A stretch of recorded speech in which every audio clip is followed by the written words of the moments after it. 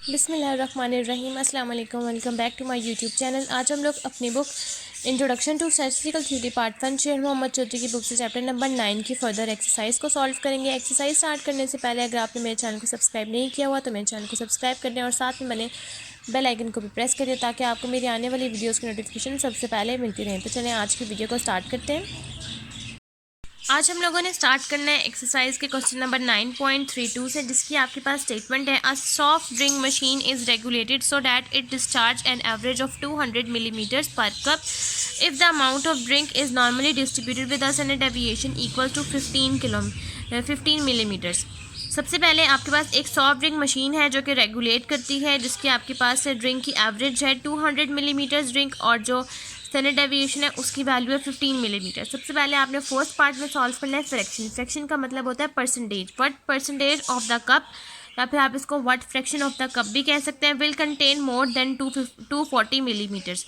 आपके पास x की value है मोर देन 240, उसके अकॉर्डिंग आपने इसको सॉल्व करना है। जो आंसर आएगा आपने उसके बाद 100 से मल्टीप्लाई कर देना है और परसेंटेज में आपने आंसर लिख देना है। बी पार्ट की आपके पास स्टेटमेंट है what is the probability that a cup contains between 191 and 209 millimetres. कि आपके पास क्या प्रोबेबिलिटी होगी कि उस कप में आपके पास 199 से लेकर 209 मिलीमीटर्स तक ड्रिंक हो। ये बिटवीन का है, आप बिटवीन के अकॉर्डिंग सॉल्व करेंगे और इसका भी आंसर आ जाएगा। और सी में है आपके पास स्टेटमेंट है हाउ मैनी कप्स, आपने यहाँ कप्स बताने हैं कितने कप्स हैं। Will likely overflow if 230 millimetres cups are use for the next 1000 drink. सबसे पहले आपने 230 मिलीमीटर्स, ओवरफ्लो का मतलब है ग्रेटर, आपने 230 मिलीमीटर्स के अकॉर्डिंग इसको सॉल्व करना है। जो आंसर आएगा आपने उसके बाद जो यहाँ पर 1000 ड्रिंक्स है आपने उसके बाद 1000 से मल्टीप्लाई कर देना, आपके पास इसका भी आंसर आ जाएगा। और लास्ट में डी पार्ट की स्टेटमेंट है below what value do we get the smallest 25% of the drink. आपने यहाँ वैल्यू निकालनी है, यानी कि x की वैल्यू निकालनी है। आपने 25% को कन्वर्ट करना है वैल्यू में, 0.25 आ जाएगा। फिर आप 0.5 में से माइनस करेंगे, जो वैल्यू आएगी आप टेबल में देखेंगे इन्वर्स वैल्यू के अकॉर्डिंग। उसके बाद आप यहाँ पर x का जो फार्मूला है x प्लस v सिग्मा, आप उसके अकॉर्डिंग यहाँ वैल्यू पुट करेंगे और आपके पास x का आंसर आ जाएगा। अब हम लोग क्वेश्चन नंबर 9.32 को स्टार्ट करते हैं और इस पूरे क्वेश्चन को हम लोग सॉल्व कर लेते हैं। क्वेश्चन नंबर 9.32 में आपके पास सबसे पहले म्यू और सिग्मा की वैल्यू है। आपने x इज मोर देन 240 के अकॉर्डिंग सॉल्व करना है। इसका आंसर आ जाएगा 2.67। आप एरिया टेबल में यहाँ ये वाला एरिया शेड कर देंगे क्योंकि साइन जो है ग्रेटर का है। उसके बाद आपने जो रिमेनिंग एरिया बचता है वो है 0.5। 0.5 में से आप 2.6 को टेबल में देखेंगे, जो वैल्यू आएगी उस 0.5 में से माइनस कर देंगे, आपके पास इसका आंसर आ जाएगा। और आपने आंसर निकालना है फ्रैक्शन में, तो आप इस आंसर को मल्टीप्लाई कर देंगे 100 के साथ, तो आपके पास आंसर आ जाएगा 0.38%। उसके बाद आपने बी पार्ट में सॉल्व करना है 191 से लेकर 209 तक। तो आपने एक तरफ 191 वाला एरिया सॉल्व करना है और दूसरी तरफ 209 वाला। आपके पास एक तरफ वैल्यू आ जाएगी -0.6 और दूसरी तरफ 0.6। इस तरह से आप ये एरिया शेड कर देंगे। दोनों वैल्यूज़ को आप टेबल में देखेंगे, दोनों वैल्यूज़ को ऐड कर देंगे और आपके पास इसका आंसर आ जाएगा। सी पार्ट में आपके पास स्टेटमेंट है X is greater than equals to 230। Overflow है तो ग्रेटर आ जाएगा यहाँ पर 230 के अकॉर्डिंग आप इसको सॉल्व करेंगे। जो आंसर आएगा आपने 2 को देखना है टेबल में, जो आंसर आएगा 0.5 में से माइनस करेंगे और उसके बाद 1000 से आप लोग इसको मल्टीप्लाई कर देंगे, तो आपके पास नंबर ऑफ कप्स का आंसर आ जाएगा 23। और ये वाला एरिया, इस तरफ वाला एरिया राइट साइड वाला आप शेड कर देंगे। उसके बाद आपके पास डी पार्ट की स्टेटमेंट है 25%। पहले आप 25% को कन्वर्ट करेंगे, आपके पास आंसर आ जाएगा 0.25। 0.25 में से आप इसको माइनस करेंगे, 0.5 में से आपके पास आंसर आ जाएगा -0.25। उसके बाद आप 0.25 को जब टेबल में देखेंगे तो आपके पास वैल्यू आएगी इन्वर्स टेबल के अकॉर्डिंग 0.67।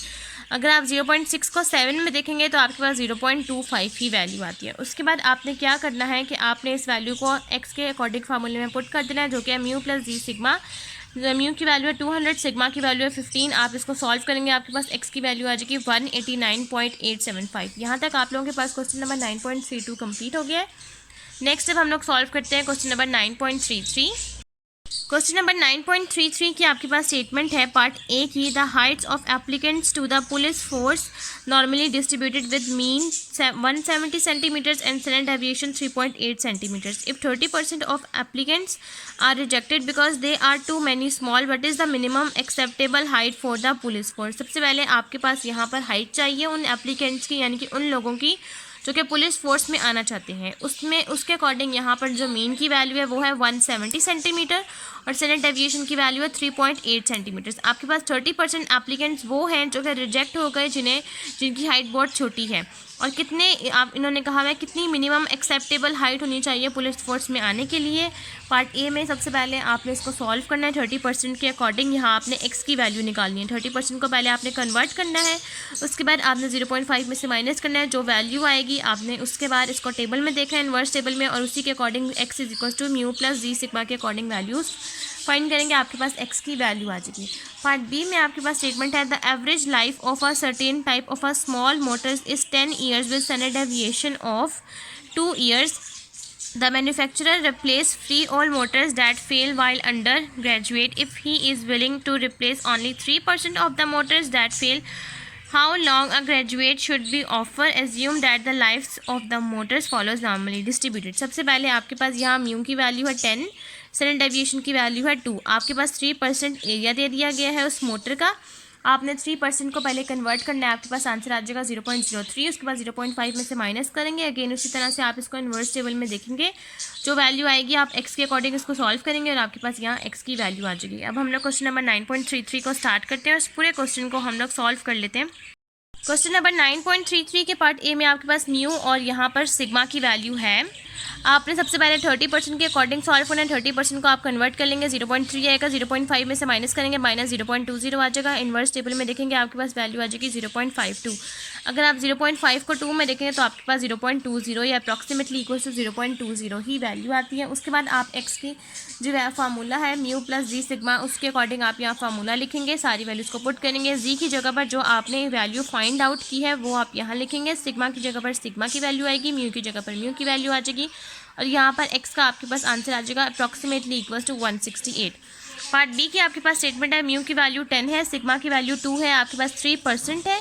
आप 3% को कन्वर्ट कर लेंगे, आंसर आ जाएगा 0.03। 0.03 को आप 0.5 में से माइनस करेंगे, 0.47 आ जाएगा। टेबल में देखेंगे 1.88 आ जाएगा। अगर आप 1.8 को 8 में देखेंगे तो 0.47 ही आता है। आप एक्स का फार्मूला लिखेंगे, म्यू की वैल्यू लिखेंगे, जी की वैल्यू लिखेंगे, सिग्मा की वैल्यू लिखेंगे, और आपके पास एक्स का आंसर आ जाएगा 6.24 ईयर्स तक आपके पास वो मोटर चल सकती है। अब यहाँ तक आपके पास क्वेश्चन नंबर 9.33 कंप्लीट हो गया। नेक्स्ट अब हम लोग सॉल्व करते हैं क्वेश्चन नंबर 9.34।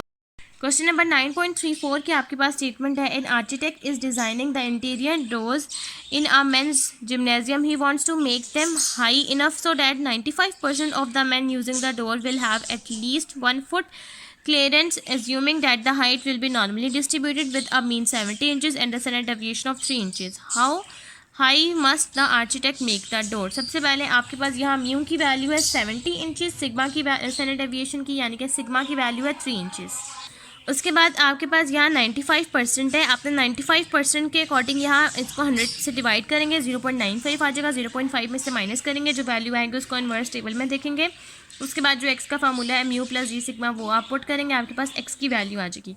उसके बाद यहाँ पर लिखा हुआ है एटलीस्ट अ 1 फुट। एटलीस्ट अ 1 फुट क्लियरेंस का मतलब ये है कि आपके पास एटलीस्ट 1 फुट में कितने इंचेस होते हैं, क्योंकि यहाँ पर बात इंचेस की हो रही है तो आपने इस फुट को इंचेस में कन्वर्ट करना है। 1 फुट के अंदर आपके पास 12 इंचेस होते हैं, तो आपके पास जो आंसर आएगा 95% को सॉल्व करने से एक्स का, उसके अंदर आप 1 फुट यानी कि 12 इंचेस को ऐड कर लेंगे, आपके पास इसका आंसर भी कंप्लीट हो जाएगा। अब हम लोग क्वेश्चन नंबर 9.34 को स्टार्ट करते हैं और इस पूरे क्वेश्चन को हम लोग सॉल्व कर लेते हैं। क्वेश्चन नंबर 9.34 में आपके पास यहाँ म्यू की वैल्यू है 70, सिग्मा की वैल्यू है 3। 95% को आप कन्वर्ट कर लेंगे, आंसर आ जाएगा 0.95। 0.5 में से माइनस करेंगे, 0.45 आ जाएगा। इसको आप टेबल में देखेंगे 1.64 आ जाएगा। अगर आप 1.6 को 4 में देखेंगे तो 0.45 ही आता है। आप एक्स के अकॉर्डिंग इस वैल्यू को सॉल्व कर लेंगे, आपके पास आंसर आ जाएगा 75 इंचेस। उसके बाद इन्होंने कहा है at least 1 foot clearance. At least 1 foot clearance का भी मैं मतलब आपको समझा चुकी हूँ कि 1 फुट के अंदर 12 इंचेस होते हैं, तो आपके पास जो आंसर आया है 75, आप इसके अंदर 12 ऐड कर देंगे, आपके पास आंसर आ जाएगा 87। यहाँ पे आपके पास इसका आंसर आ जाएगा 75 + 12 = 87 इंचेस हाई। यहाँ तक आप लोगों के पास क्वेश्चन नंबर 9.34 कंप्लीट हो गया। नेक्स्ट अब हम लोग सॉल्व करते हैं क्वेश्चन नंबर 9.35। क्वेश्चन नंबर 9.35 की पार्ट ए की स्टेटमेंट है in a normal distribution the lower and the upper quartile are respectively 8 and 17। Find the mean and standard deviation of the normal distribution. आपके पास normal distribution में जो अपर यानी कि जो Q3 है उसके कोटाइल की वैल्यू और Q1 की उसके कोटाइल की वैल्यू जो कि हम लोग सॉल्व कर चुके हैं वो आप लोगों ने यहाँ लिखनी है। अब लोअर कोटाइल की वैल्यू है 8 और अपर कोटाइल जब आप सॉल्व कर लेंगे उसकी वैल्यू है 17। आपने उस इक्वेशन को सॉल्व करके यहाँ से मीन और स्टैंडर्ड डेविएशन निकाल लेना है। बी की स्टेटमेंट है, in a normal distribution 31% of the items are under 45 and 8% are over 64। Find the mean and the standard deviation of the distribution. Normal distribution में आपने यहाँ 31% को फाइंड आउट करना है अंडर। अंडर का मतलब है लेस, अंडर का मतलब होता है लेस और ओवर का मतलब होता है ग्रेटर। आपके पास यहाँ x इज़ लेस देन 45 की वैल्यू है तो आपने 31% को कन्वर्ट कर लेना है। उसके बाद आपने 45 यानी कि 45 को आपने बाद में लिखना है, उसके अकॉर्डिंग आपने इसको सॉल्व कर लेना है। और ओवर 64 का मतलब है कि 64 पहले आ जाएगा। जी का जो फार्मूला है z is equal to x minus mu divide by sigma, उसके अकॉर्डिंग। उसके बाद आपने इसको सॉल्व कर लेना है। सबसे पहले आप इस अंडर 45 वाली इक्वेशन के लिए 31% यूज़ करेंगे और इस 64 के लिए आप 8% यूज़ करेंगे। कन्वर्ट कर लेंगे, 0.5 में से माइनस करेंगे, जो वैल्यू आएगी उसको आप जी में लिख देंगे और दोनों इक्वेशंस को आप सॉल्व करके मीन और स्टैंडर्ड डेविएशन निकाल लेंगे। पार्ट सी की स्टेटमेंट है, let X be normal distributed with mean mu and variance sigma square then so that probability x is less than 89 is equals to 0.90 and probability x is greater than 94 is equals to 0.05. find mu and sigma square। सबसे पहले आपके पास यहाँ normally distributed के according यहाँ mu और sigma की value आप लोगों ने फाइंड करनी है। आपके पास probability x is less than 89 की वैल्यू है 0.90 और x इज ग्रेटर देन की वैल्यू है 94 के अकॉर्डिंग 0.05। आपने इसको सॉल्व कर लेना और यहाँ से म्यू और सिग्मा स्क्वायर की वैल्यू निकाल लेनी है। क्वेश्चन नंबर 9.35 के पार्ट ए में सबसे पहले आपके पास लोअर कोटाइल का फार्मूला होता है म्यू माइनस 0.6745 सिग्मा और अपर कोटाइल की वैल्यू होती है Q3 is equal to mu plus 0.6745 sigma. अब आपने इन दोनों इक्वेशंस को रखना है और इसको सॉल्व कर लेना है। यहाँ से म्यू और यहाँ से म्यू कैंसिल आउट हो जाएगा क्योंकि ये प्लस का है और ये माइनस का है और आप 0.6745 सिग्मा को ऐड माइनस कर देंगे 0.6745 सिग्मा से। आंसर आ जाएगा -1.349 sigma is equal to -9। Minus minus से कैंसिल आउट हो जाएगा और आपके पास सिग्मा का आंसर आ जाएगा 6.67160। आपने सिग्मा की वैल्यू आपकी मर्जी, आप इक्वेशन नंबर 1 में पुट करें या इक्वेशन नंबर 2 में, मैंने 1 में किया है तो उसके अकॉर्डिंग आपके पास म्यू की वैल्यू आ गई 12.5। यहाँ तक आपके पास पार्ट ए कंप्लीट हो गया। पार्ट बी में आपने क्या करना है कि आपके पास यहाँ फर्स्ट में है 31% और उसके बाद आपने 45 को यूज़ करना है अंडर के अकॉर्डिंग और उसके बाद 8% को आपने यूज़ करना है ओवर 64 के अकॉर्डिंग। सबसे पहले आपने 31% को कन्वर्ट कर लेना, आंसर आ जाएगा 0.31। 0.5 में से माइनस कर देंगे, आपके पास आंसर आ जाएगा -0.19। उसके बाद आप जी/P के अकॉर्डिंग यहाँ 0.19 को इन्वर्स टेबल में देखेंगे, वैल्यू आ जाएगी 0.49। उसके बाद आप यहाँ पर अंडर है, अंडर का मतलब है कि आपने यहाँ पर जो फार्मूला होता है z is equals to x minus mu divide by sigma, आपने z की जगह पर ये जो आपने वैल्यू सॉल्व किया आप यहाँ पर वो लिखेंगे। x की जगह पर तो x की जगह पर आपकी म्यू की जगह पर तो म्यू ही आएगा, x की जगह पर 45 आएगा, लेकिन अंडर है तो अंडर का मतलब है कि आप इस इक्वेशन को इस तरह से बना देंगे कि आप यहाँ पहले म्यू लिखेंगे, उसके बाद x लिखेंगे, उसके बाद सिग्मा लिखेंगे और उसके बाद आप यहाँ z लिखेंगे। इस तरह से इक्वेशन को आप यहाँ सॉल्व कर लेंगे। म्यू को पहले लिख लेंगे और x को बाद में रिप्लेस कर देंगे और ये आपके पास बन जाएगा mu minus 45 divide by sigma is equal to 0.4958। अब इस सिग्मा को अगर आप यहाँ मल्टीप्लाई करवा देंगे तो आपके पास इस तरह से ये इक्वेशन नंबर ए बन जाएगी। और सेकंड में आपने 8% को कन्वर्ट करना है, 0.5 में से माइनस करना है 0.49, उसके बाद 0.42 को आप टेबल में देखेंगे, आंसर आ जाएगा 1.40। 1.40 आपके पास जी की वैल्यू आ गई है। अब ये है ओवर का मतलब है कि आप इसकी रिप्लेसमेंट इसी तरह ही रहने देंगे कि इस x की जगह पर लिखेंगे 64, म्यू की जगह पर लिखेंगे म्यू और सिग्मा की जगह पर लिखेंगे सिग्मा। जो अंडर वाली है उसकी रिप्लेसमेंट चेंज हुई है, ओवर वाली की नहीं चेंज होगी और इसकी इक्वेशन बन जाएगी 64 minus mu is equal to 1.4053 sigma और ये है इक्वेशन नंबर बी। अब नेक्स्ट आपने क्या करना है कि अगर आप इस इक्वेशन को देखें तो यहाँ से ये म्यू पॉजिटिव का है लेकिन यहाँ से ये म्यू नेगेटिव का हो गया है, तो आपने इक्वेशन नंबर जो बी है उसको मल्टीप्लाई कर देना माइनस साइन के साथ। जब आप इसको मल्टीप्लाई करवा देंगे माइनस साइन के साथ तो ये बन जाएगा -64 plus mu is equal to -1.4053 sigma. इस तरह से इसको सॉल्व करना आपके लिए ईजी हो जाएगा। अब आप जब सॉल्व करेंगे या आप यहाँ पर इक्वेशन नंबर बी को मल्टीप्लाई करवा देंगे माइनस साइन के साथ तो आपके पास आ जाएगा -64 plus mu is equal to -1.4053 sigma और ये बन गई इक्वेशन नंबर सी। अब आपने इक्वेशन नंबर ए जो कि एज इट इज़ है उसको सॉल्व करना है इक्वेशन नंबर सी के साथ। तो इक्वेशन नंबर ए ये है, इक्वेशन नंबर सी ये है। अब आपने इसको सॉल्व करना है। यहाँ से सिग्मा की वैल्यू आ जाएगी 9.99 अप्रॉक्सीमेटली इक्वल टू 10 और म्यू की वैल्यू आ जाएगी आपके पास 49.55 अप्रॉक्सीमेटली इक्वल टू 50। और सी पार्ट में आपके पास यहाँ पर probability x is less than 89 की वैल्यू है 0.90 और probability x is greater than 94 की वैल्यू है 0.05। अब आपने यहाँ से सॉल्व करना है म्यू और सिग्मा स्क्वायर। अब सबसे पहले जब आप इसको सॉल्व करेंगे तो आपके पास यहाँ पर वैल्यू है 0.90 के अकॉर्डिंग ये आपके पास यहाँ ये ग्रेटर वाला नहीं है, ये है आपके पास लेस देन 89 और ये वाला 0.05 नहीं बल्कि 0.90 है। ये वाला यहाँ पर ये वाला सॉल्व किया और यहाँ वाला ये सॉल्व किया। 0.90 है, 0.90 को 0.5 में से माइनस करेंगे 0.40 आ जाएगा। टेबल में देखेंगे 1.28 आ जाएगा। उसी तरह से आप 89 लेस है, यहाँ पर लिखेंगे 89 minus mu divide by sigma is equal to 1.28। यहाँ सिग्मा को मल्टीप्लाई कर देंगे, इक्वेशन नंबर 1 बन जाएगी 89 minus mu is equal to 1.28 sigma. और इक्वेशन नंबर जो आपके पास सेकंड पार्ट है वो है probability X is greater than 94 is equal to 0.05 में से 0.5 को माइनस करेंगे, आंसर आ जाएगा माइनस 0.45। 0.45 को टेबल में देखेंगे, आंसर आ जाएगा माइनस 1.64 आपके पास जी की वैल्यू आ गई है। उसी तरह से आप यहाँ पर 94 minus mu divide by sigma is equal to 1.64 लिखेंगे, सिग्मा को यहाँ मल्टीप्लाई कर देंगे, इक्वेशन नंबर 2 बन जाएगी। इक्वेशन नंबर 1 और इक्वेशन नंबर 2 को सॉल्व कर लेंगे, आपके पास यहाँ से म्यू और सिग्मा की वैल्यू आ जाएगी। अब आप जब इक्वेशन नंबर 1 और इक्वेशन नंबर 2 को सॉल्व कर लेंगे और आपके पास सिग्मा का आंसर आ जाएगा 13.7 और म्यू का आंसर आ जाएगा 71.465। यहाँ तक आप लोगों के पास क्वेश्चन नंबर 9.35 कंप्लीट हो गया। नेक्स्ट जब हम लोग सॉल्व करते हैं क्वेश्चन नंबर 9.36। क्वेश्चन नंबर 9.36 की आपके पास स्टेटमेंट है, assuming that the number of marks scored by candidate is normally distributed, find the mean and the standard deviation. आपके पास यहाँ पर नंबर ऑफ मार्क्स हैं कैंडिडेट्स के, आपने यहाँ पर सॉल्व करना है मीन और standard deviation. If the number of the first class student 60% और more marks is 25, the number of failed student less than 30% marks is 90 and the total marks of candidate approximately appearing for the examination is 450। सबसे पहले आपके पास यहाँ पर 60% marks हैं उनके जिन्होंने एग्ज़ाम्स को पास किया है, फर्स्ट क्लास आई है जो कि फर्स्ट आए हैं। उसके बाद आपके पास 30% उनके हैं जो कि फ़ेल हुए हैं। आपने यहाँ पर जो 25 और यहाँ 90 लिखा हुआ है आपने उसको डिवाइड करना है 450 के साथ, तो आपके पास जो आंसर आएगा आप उसके बाद उसको 0.5 में से माइनस करेंगे और एरिया टेबल में देखेंगे आपके पास यहाँ पर म्यू और सिग्मा की वैल्यू आ जाएगी। अब हम लोग क्वेश्चन नंबर 9.36 को स्टार्ट करते हैं और इस पूरे क्वेश्चन को हम लोग सॉल्व कर लेते हैं। क्वेश्चन नंबर 9.36 में आपके पास यहाँ पर टोटल मार्क्स वो जो है वो है 100, क्योंकि आपके पास जितने भी मार्क्स होते हैं वो 100 में से ही होते हैं। टोटल मार्क्स आपके पास 100 है। आपने म्यू और सिग्मा यहाँ पर निकालना है। नंबर ऑफ़ स्टूडेंट्स आपके पास उन स्टूडेंट्स के मार्क्स हैं जो कि फर्स्ट आए हैं, 60 और मोर हैं, उनकी वैल्यू है 25। तो आपने 25 को डिवाइड करना है 450 के साथ, जो वैल्यू आएगी 0.5 में से माइनस करेंगे 0.4 आ जाएगा। एरिया टेबल में देखेंगे 1.59 आ जाएगा।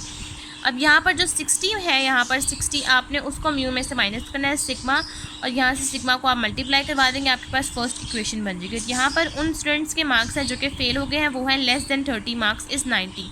आपने 90 को 450 के साथ डिवाइड करना है, आंसर आ जाएगा 0.20। माइनस करेंगे तो 0.5 में से माइनस 0.30 आ जाएगा। टेबल में देखेंगे 0.84 आ जाएगा। उसके बाद आपने इसको सॉल्व करना है। म्यू लेस है तो ये म्यू जो 30 है वो बाद में आएगा, ये आ जाएगा mu minus 30 divide by sigma is equal to 0.84। ये आ जाएगी आपके पास इक्वेशन नंबर 2। उसी तरह से आप इक्वेशन नंबर 1 इक्वेशन नंबर 2 को आप सॉल्व कर लेंगे। किस तरह से कि आपने इक्वेशन नंबर 1 और 2 को सॉल्व करना है, आप इक्वेशन नंबर 2 को मल्टीप्लाई करवा देंगे माइनस के साथ, तो ये आ जाएगा minus sigma minus plus 30 is equal to minus 0.84 sigma. इस तरह से ये आपके पास इक्वेशन नंबर 3 आ जाएगी। अब आपने इक्वेशन नंबर 1 और इक्वेशन नंबर 3 को सॉल्व करना है, तो आपके पास यहाँ पर सिग्मा की वैल्यू आ जाएगी 12.345 और म्यू को सॉल्व करेंगे और सिग्मा की वैल्यू को आपकी मर्ज़ी, आप इक्वेशन नंबर 1 में पुट करें, 2 में पुट करें, 3 में पुट करें। मैंने यहाँ पर 1 में पुट किया है, तो आपके पास यहाँ पर म्यू की वैल्यू आ जाएगी 40.370। यहाँ तक आपके पास क्वेश्चन नंबर 9.36 कंप्लीट हो गया। नेक्स्ट अब हम लोग सॉल्व करते हैं क्वेश्चन नंबर 9.37। क्वेश्चन नंबर 9.37 की आपके पास स्टेटमेंट है, a boy is trying to climb a slippery pole and find that he can climb to a height of at least 1.85 centimeters once in 5 attempt and to height of at least 1.70 meter 9 times out of 10 attempts. Assuming that the height he can reach in various attempts from a normal distribution, calculate the mean and the standard deviation of the distribution. Calculate also the height that the boy can except to examine once in 1000 attempt. सबसे पहले आपके पास यहाँ पर 170 centimetre 170 यहाँ पर 1.85 metres के according value है once in 5 attempts. Once in 5 attempts का मतलब होता है, वंस का मतलब होता है एक, और 5 आपके पास 5 ही होता है, इसका मतलब है 1/5 आ जाएगा. उसके बाद है यहाँ पर 170 मीटर्स के अकॉर्डिंग जब उसने देखा तो उसने 10th अटैम्प्ट में 9 टाइम्स उसने क्लाइंब कर लिया, तो 9/10 हो जाएगा. और जब आप इसको सॉल्व कर लेंगे, नेक्स्ट में आपने यहाँ पर क्या करना है, वंस इन 1000 है, वंस इन 1000 का मतलब है 1/1000. आपने इसको सॉल्व कर लेना और आपके पास क्वेश्चन नंबर 9.37 कंप्लीट हो जाएगा. क्वेश्चन नंबर 9.37 में आपने म्यू और सिग्मा सॉल्व कर लेने हैं. आपके पास यहाँ पर प्रोबेबिलिटी एटलीस्ट का मतलब है greater than equals to 1.85.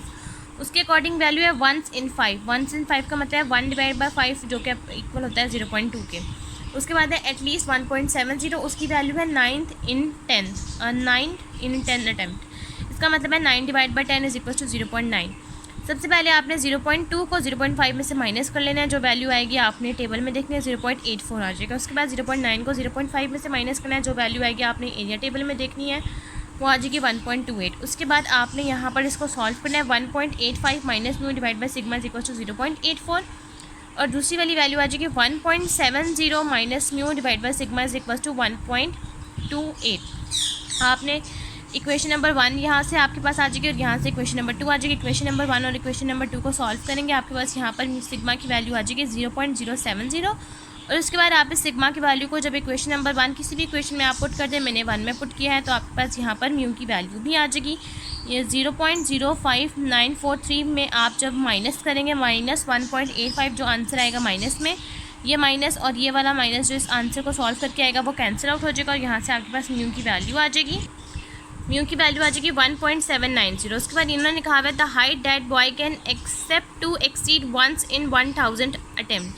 Once in 1000 का मतलब है 1/1000 जो कि वैल्यू आ जाएगी 0.001. 0.5 में से माइनस करेंगे, जो वैल्यू आएगी टेबल में लिखेंगे 0.08 आ जाएगा. उसके बाद आपने एक्स के फार्मूले के अकॉर्डिंग इसको सॉल्व करना है. आपके पास एक्स की वैल्यू आ जाएगी 0.008864 मीटर्स. यहाँ तक आपके पास क्वेश्चन नंबर 9.37 कंप्लीट हो गया. नेक्स्ट अब हम लोग सॉल्व करते हैं क्वेश्चन नंबर 9.38. नेक्स्ट अब हम लोगों ने सॉल्व करना है क्वेश्चन नंबर 9.38, जिसके पार्ट एक ही स्टेटमेंट है. Show that the binomial distribution q plus p की power n tends to become a normal distribution for large value of n.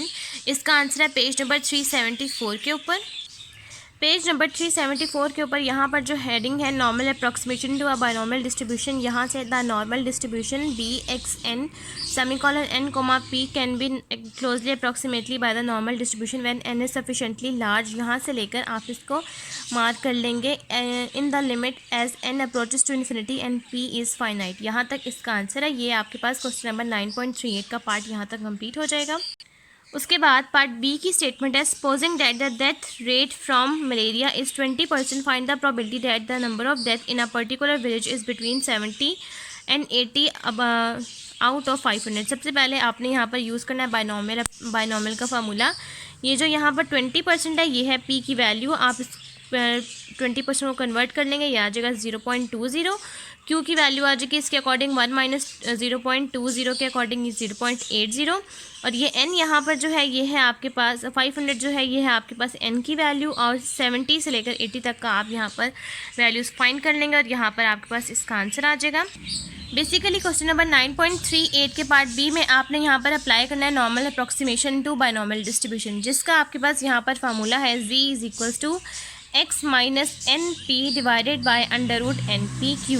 ये वाला फार्मूला आप लोगों ने यहाँ पर अप्लाई करना है. यहाँ पर आपके पास n की वैल्यू है 500, p की वैल्यू है 20 यानी कि 0.20, q की वैल्यू है 80% यानी कि 0.80. आपने यहाँ पर बायनॉमियल डिस्ट्रीब्यूशन का फार्मूला अप्लाई करना है. 70 से लेकर 80 तक आपके पास रेंज है. आप इसको स्प्लिट कर लेंगे इंक्लूसिव मेथड के अकॉर्डिंग 90.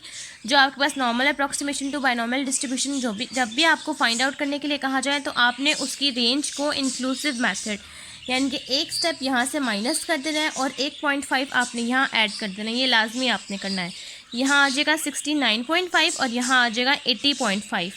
अब आपने यहाँ से निकालना है एन पी यानी कि म्यू। वो कैसे निकलता है, आपने एन की वैल्यू यानी कि 500 को मल्टीप्लाई कर देना है 0.0 के साथ, आपके पास म्यू की वैल्यू आ जाएगी 100, और सिग्मा यानी कि under root N P Q 500 multiply 0.2 multiply 0.8, आपके पास सिग्मा की वैल्यू आ जाएगी 8.944।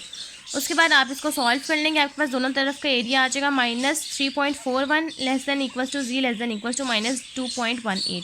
आप इसको सॉल्व कर लेंगे, दोनों एरियाज़ की वैल्यूज़ को टेबल में देखेंगे, आपके पास इसका आंसर आ जाएगा 70 से लेकर 80 तक 0.0143। यहाँ तक आपके पास जो क्वेश्चन नंबर 9.38 है वो कंप्लीट हो गया है, और आज की वीडियो भी हमारी यहीं तक कंप्लीट होती है। अगर आपको मेरी आज की वीडियो अच्छी लगे तो मेरी वीडियो को लाइक करें, शेयर करें, मेरे चैनल को सब्सक्राइब करें, और साथ में बने बेल आइकन को भी प्रेस कर दें ताकि आपको मेरी आने वाली वीडियोज़ की नोटिफिकेशन सबसे पहले मिलती रहे। आज की वीडियो के लिए थैंक यू। अल्लाह हाफिज़।